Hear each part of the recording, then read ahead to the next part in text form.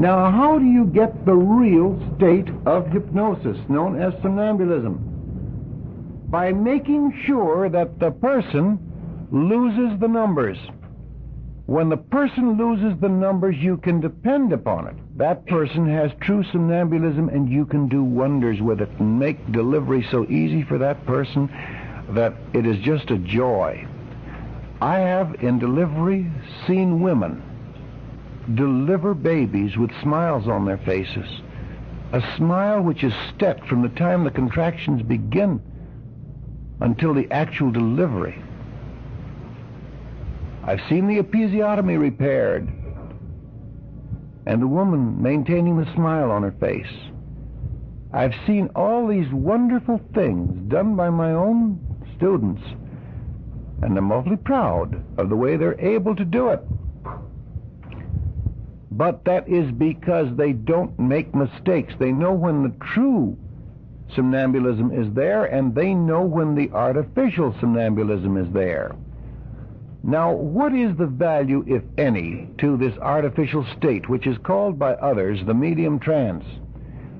The medium trance has no value except this, that no one ever went into true somnambulism without passing through artificial somnambulism. In other words, in order to go from the light state to the deep state, you must go through this artificial state, in which the numbers are there and you have an unwillingness, a loathness to talk, then all of a sudden the numbers aren't there at all. But it's when the numbers aren't there at all that you get your nice results. Thus far you have been working with the light or superficial state of hypnosis.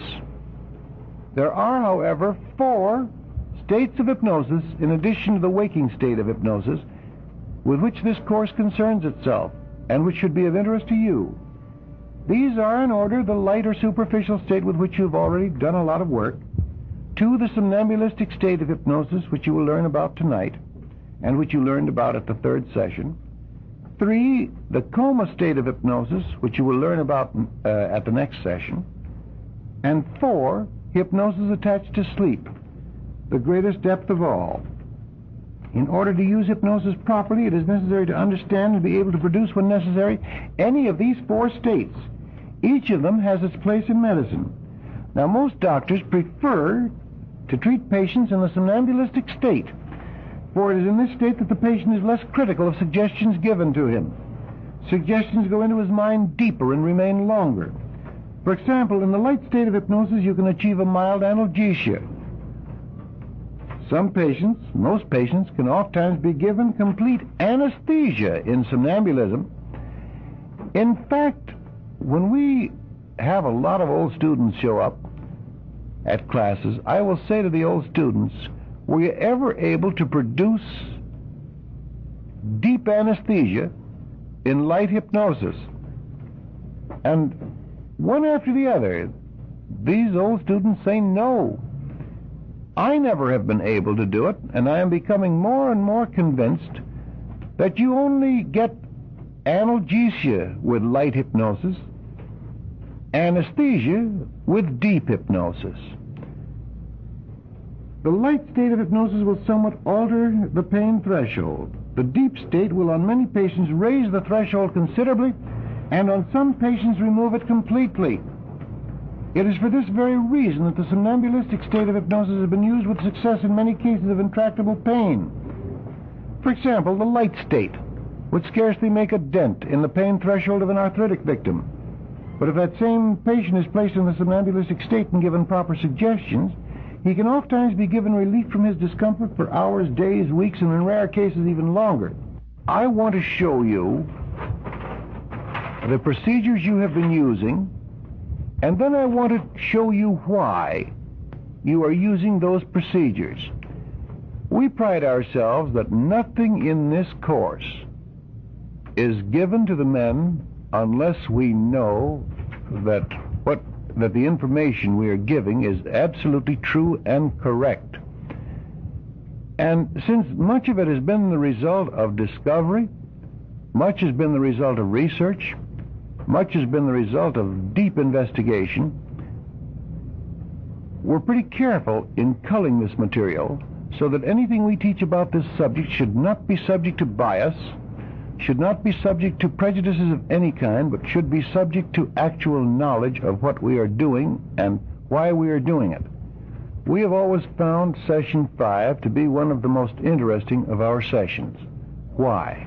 Because it is at this session that you learn what makes hypnosis work.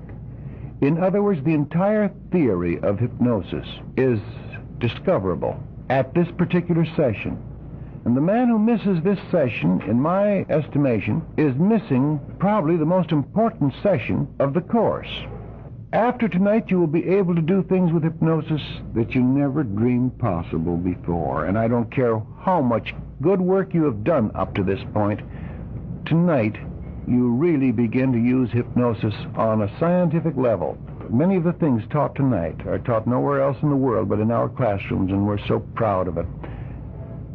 For example, when a man like Kroger says that only 25 or 30% of people can be helped in childbirth, that is, given complete help through childbirth, and I can tell you that our students usually hit about a 90% average in deliveries, we're very proud of the fact that what you learn tonight enables you to be 90% successful. One of our doctors mentioned tonight that he had been partially successful with a carcinoma. He would be completely successful after tonight on that same case once he applies what he learns in tonight's session. Now that seems like I'm making a big promise, but I assure you that we will live up to that promise, and you will learn what makes hypnosis tick. Now let's begin first by showing you the hypnotic process. And since some of these women are going to have babies, I think it would be an awfully nice thing if we showed all of them how we're going to do this. Now remember, our coma session, that is preparing for delivery in the coma state of hypnosis, occurs 2 weeks from tonight. So you won't see the coma state tonight unless we obtain it by accident. But obtained by design, that won't happen until 2 weeks from tonight. But I want to show you what makes possible the obtaining of the coma state. Will one of you ladies who are going to have a baby and who would like to have it without feeling anything like to come up, please? Any of you, doesn't matter. Come on, come on. You know how valuable this is, don't you? Won't you sit down over there, please? Now, watch how simple the instructions are and how easy the instructions are to follow. And then you will learn, as we go along, why these particular instructions are given. Take a long, deep breath and close your eyes. Now relax those eye muscles to the point where they won't work. Then test them and make sure they won't work. Test them hard. That's right. Now let that feeling of relaxation go right down to your toes. Now we'll do that over again, and the next time I have you open and close your eyes, that relaxation will be 10 times as great as it is now. And let it be. Now open your eyes. Now really relax. Close your eyes again. That's it. Now, see the difference? When the signs show up, you know that they're not fighting it. Now, the next time you do this, you'll be able to relax even 10 times more than you have relaxed. Open your eyes. Now close your eyes. See the signs? Now watch. Watch how different her hand is now when I lift it and drop it. I want it to be as limp as a dish rag. As if you followed instructions, that relaxation will have gone down to your toes. And when I lift your hand, it'll just plop down. Let it plop down. That's right. Now we'll just put it over. That's right. Now, physically you have all the relaxation we need, but we want your mind to be just as relaxed as your body is. So I want you to start counting from 100 backwards, as I tell you to. Each time you say a number, double your relaxation. By the time you get down to 98, you will be so relaxed the numbers won't be there. Now, start from 100 and watch them disappear before you get to 98. Now, double your relaxation, watch them start fading. Now watch them disappear. Now they'll be gone. A nice feeling? All gone? Make them all disappear. They're all gone? That's right. Now this is the important part. This is the very important part. She must make those numbers disappear if she wants real help at delivery time, and any other patient that you have for any cause whatsoever, be it for delivery or anything else, if they still have those numbers at this point, it means that you cannot help them. Now, that's why I made sure that she made those numbers disappear. For once having made those numbers disappear, notice the beautiful things that happen instantly. Instantly. First and foremost, look how relaxed she is. And the feeling within is pretty good, isn't it right? Now, watch. I will just stroke her hand. Watch the anesthesia come in. Your hand's going to get so numb. I'll stroke it 3 times. 1, 2, 3. How's your hand? Feels cold. All right, that means the anesthesia is starting. When I have you open your eyes, that anesthesia is going to get 10 times as strong. Now open your eyes. How's your hand now?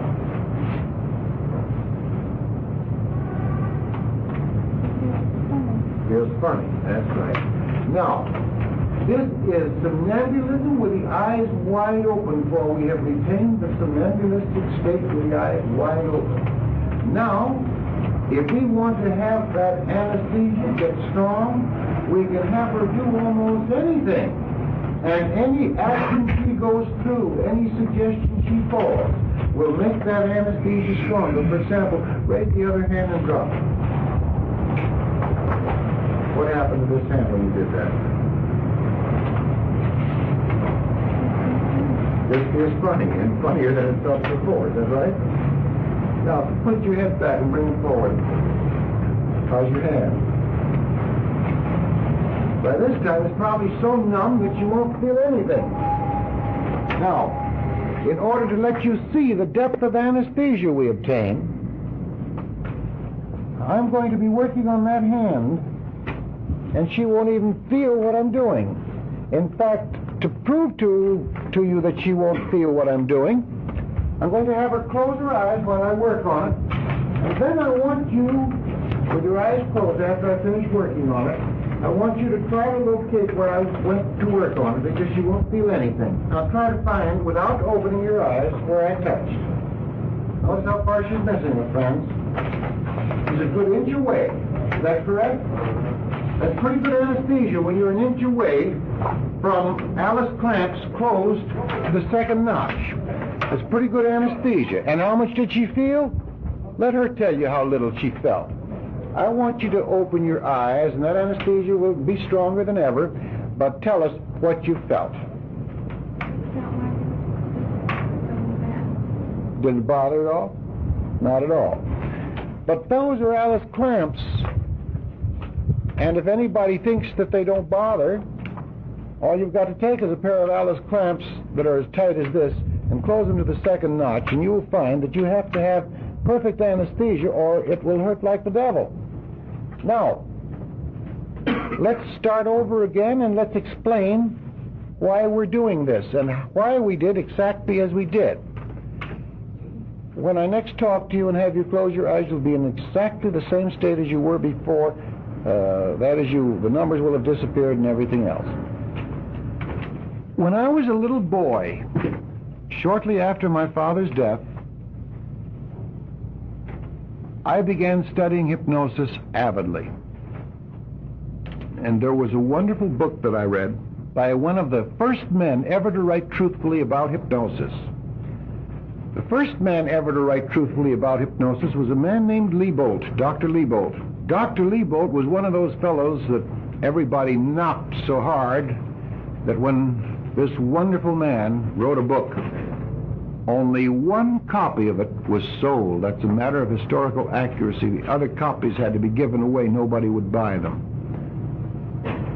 And so today you can't find that first book, that first honest book written about hypnosis. The second honest book written about hypnosis was written by the man I'm talking about, Bernheim.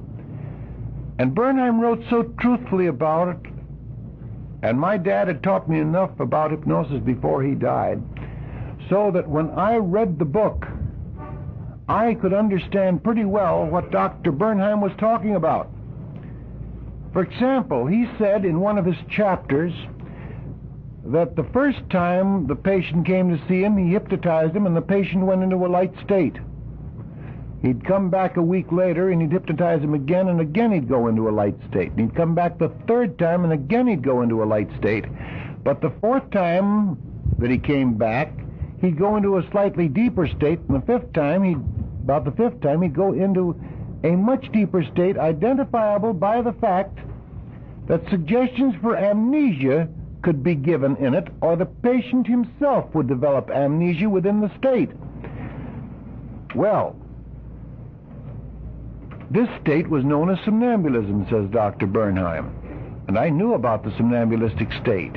And as I read the book, leaning on the showcase in my mother's store, I can remember as a little kid saying to myself, Dr. Bernheim, gee, instead of having him come back every week, why didn't you have him come back every day?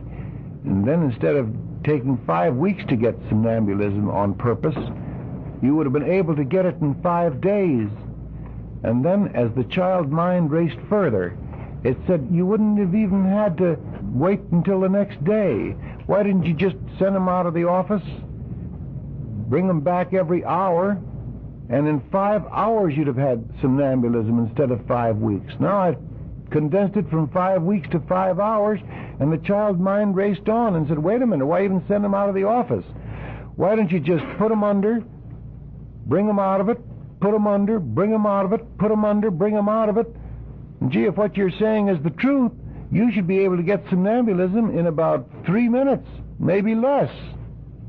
Bernheim had written so honestly about hypnosis that when I tried it as a little kid, on the first person I tried that on, it worked. And here I was, a youngster, the first person in the world ever to be able to obtain somnambulism intentionally by design and get it within a minute or two. Now, the others sometimes got it within a minute or two, but they didn't do it by design, nor did they know what they were after. All they knew was that they wanted somnambulism, and if they were lucky, sometimes they got it because the person would just snap themselves into somnambulism. But to be able to take any person in a row and be able to give them somnambulism by a given routine, this had never been done in the history of the world before. What are we doing now but giving the patient 3 visits to Bernheim? That's exactly what it amounts to. Now let me show you what I mean. Close your eyes. Relax every muscle so that the eye muscles just won't work. Now test them. This is the first visit to Bernheim. Now in a moment I'm going to have you open and close your eyes. You'll be more relaxed than ever. Now close your eyes. Now we have the second visit to Bernheim. But already we have the benefit of a post-hypnotic suggestion, for while in the hypnotic state, I am suggesting to her that the next time she opens and closes her eyes, she'll be more relaxed than ever. So open and close your eyes. And now we have a patient who is more relaxed than ever. This is the third visit to Bernheim. Now, 3 visits to Bernheim plus 2 hypnotic suggestions, post-hypnotic suggestions, certainly is the equivalent of 5 visits. Now we're ready to test for the somnambulism, because if she has followed orders up to this point, we should be able to give her a suggestion for amnesia, or she should be able to develop amnesia within the state itself, if she has really reached the somnambulistic state. So we have determined upon a test which has this peculiar faculty, that if it does not indicate that the somnambulism is there, works and strives for somnambulism within itself. In other words, the very suggestion produces somnambulism. I want you to relax your mind like you've relaxed your body. Start counting from 100 backwards. Each time you say a number, double your relaxation. By the time you get down to 98, there won't be any more numbers. You'll be so relaxed. Now start from 100 and make that happen. This is the amnesia. Now watch it come on. Now watch him disappear. Now it'll be gone. Isn't that not much nicer feeling? See that all that worry is gone now. Now we can help. Do you remember? I stroked her hand 3 times, and I said, anesthesia will come into that hand. And I think it's still there, is that right? How's the hand? Pretty numb? I'll stroke and it'll be very numb. 1, 2, 3. Pretty numb now? All right. Now notice what I did. After I got the numbness started, then I said, when I had you open your eyes, that numbness is going to be about 10 times stronger than it is now. Now open your eyes. How's your hand? That's right. Now, what have I done? I've compounded the somnambulism. In other words, now we have anesthesia, but it has been compounded. Why? Because now I have her in the somnambulistic state with the eyes wide open.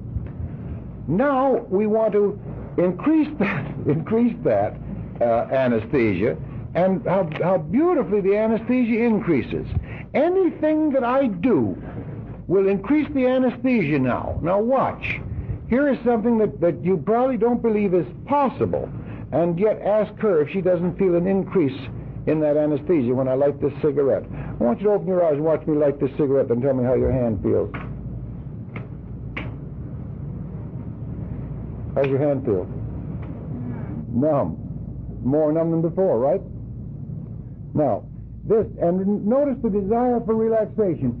Any suggestion given will now increase that relaxation. Now you can close your eyes again. I take away the anesthesia, and when I have you open your eyes, you're going to feel better than you felt all day, and all week, and all month. And you're going to be in beautiful shape to be helped for the delivery period. And you will have that baby without feeling a solitary thing. Now open your eyes and notice how good you feel. How do you feel? Isn't that nice feeling, huh? The warmth, you notice the warmth? Yeah. And you were a very, very good patient, too. Thank you so much. All right. Is this one of your... Yes. She's going to do very well. Now let me tell you how the latter part of this was discovered. In other words, why was I able to get an anesthesia deeper every time I gave a suggestion? Let me tell you exactly how all of this was discovered, because this has been a discovery. When I was a stage operator, I used to notice this. When you got a person into somnambulism and gave them a first suggestion on the stage, sometimes they wouldn't take the suggestion very well. And you'd give them a second suggestion, and then the number 1 suggestion would get stronger. And you'd give them a third suggestion, and then number 1 and 2 would get stronger. And you'd give them a 4th suggestion, and 1, 2, and 3 would get stronger. And you'd give them a 5th suggestion, and 1, 2, 3, and 4 would get stronger. When I noticed that, I said to myself, it always seems that the number 1 suggestion gets stronger. The more you ply them with suggestion, the number 1 suggestion gets stronger, because you give them suggestion 1, and that's weak. Then you give them suggestion 2, and 1 gets stronger. Then you give them suggestion 3, and 1 and 2 get stronger. Give them suggestion 4, 1, 2, 3 get stronger. Give them suggestion 5, 1, 2, 3, 4 get stronger. Always, the 1 gets stronger. It goes back to the beginning. Now let me show you how that works in actual stage practice, so that the doctor will understand how the stage operator can make discoveries which the doctor would never make in practice, and how the stage operator can take a thing like that and, using his head, can apply it to medicine, and it becomes an intensely valuable medical tool. Imagine a scene like this. This is the stage where I am. You're the audience. At the back of the stage is a phonograph. It just happens to be there because, like that piano would be back here instead of over there, but it's back here. I'm working out front, in front of the table, and I've got a string of subjects across the table. I've got them in somnambulism, And I say to this girl, I say, you know, the oddest thing is going to happen after I have you open your eyes. You're going to find that every time I pull my tie, you have an irresistible urge to turn that phonograph on. Then I say to the man seated next to her, and the oddest thing is going to happen with you. Every time anybody turns on that phonograph, you're going to have an irresistible urge to turn that phonograph off. Now, I have them open their eyes. But since I have a suggestion writing, I still am maintaining the somnambulism. That is, I still have the hypnosis, even with the eyes open. Here are these two people. I have just given the suggestion to the one that after I have you open your eyes, anytime you see me pull my tie, you'll have an irresistible urge to turn on that phonograph back there. Now, their eyes are opened, and I pull my tie, and very slowly, the woman turns and looks back at the phonograph, but she does nothing about it. And the man turns slowly and looks at her, and that's all that happened. But now I pull my tie again, and this time more quickly she looks back at the phonograph, and more quickly he looks at her. Now I pull my tie the third time, and now she gets up slowly and deliberately and walks to the phonograph and turns it on. But just as deliberately, he follows her and turns it off. Now, as they're halfway back up the aisle to take their seats, I pull my tie, and by this time, suggestion one is so strong that she races back to the phonograph and turns it on, but he races back to the phonograph to turn it off. This is what is happening as a result of the compounding of suggestion. You would say, well, that's just a stage man's stunt. How could that possibly be applied to medicine? How could it possibly be applied to dentistry? It would never occur to a doctor to apply such a thing to medicine or dentistry. But it's so easy to see how the stage operator would apply it to medicine or dentistry. For when I first began teaching, I had no idea of what doctors needed in the way of instruction. When first asked to teach, I said, look, gentlemen, I can't help you with medicine or dentistry at all. All I can help you with is a thing called hypnosis. I can teach you hypnosis. You already know medicine, you already know dentistry. You'll have to apply it in the light of your present knowledge. But after the first couple of lessons, the men would come to me and state what their specific problems were. For instance, suppose you had about 3 or 4 dentists coming up to you and saying, you know, I can get anesthesia, which is superb on some people, but on other people, it isn't a good anesthesia at all. It's not usable. Is there any way to get a good enough anesthesia so that we could extract a tooth or do really deep work in dentistry? Well, of course there is. Well, how would you do it? Well, compound suggestion. You got some anesthesia, get more anesthesia. How do you get more anesthesia? Now, the doctor doesn't know. Merely because suggestion 1 gets stronger when you give suggestion number 2. And suggestion 1 gets stronger when you give number 3. And suggestion 1 gets stronger when you give number 4. Now ask the young lady back there how she felt a surge of anesthesia going into that hand every time I gave her another suggestion. Is that right? So you see, in a little while, we had an anesthesia which enabled her to feel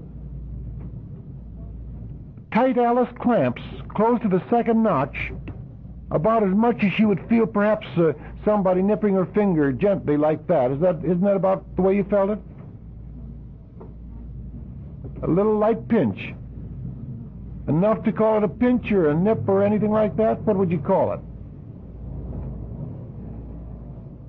Little touch. Didn't hurt at all. But she had to have deep anesthesia to get that. Now that you have seen how suggestion 1 gets stronger when 2 is given, and suggestion 1 and 2 get stronger when 3 is given, and all that sort of thing, and I've kept repeating it. Now I want you to go back to the time when I was a little kid reading a book while I was leaning on a showcase in my mother's store in Fargo, North Dakota. Go back to the time when I was reading Bernheim, and he said the first 3 or 4 times, each week they came there, and they seemed to go into a light state. And about the 4th time they went a little bit deeper, and the 5th time they went a little bit deeper, and then they reached a state known as somnambulism. What was Bernheim saying to me? And what was Bernheim saying to you? And what was Bernheim saying to the whole wide world, although he didn't know how to express it? It was a doctor's discovery of compounding that Bernheim was telling me about. And do you know something? I never learned to associate that Bernheim had made this same discovery, even though I used the information which Bernheim gave me to produce somnambulism so quickly, more quickly than it had ever been produced in the history of the world.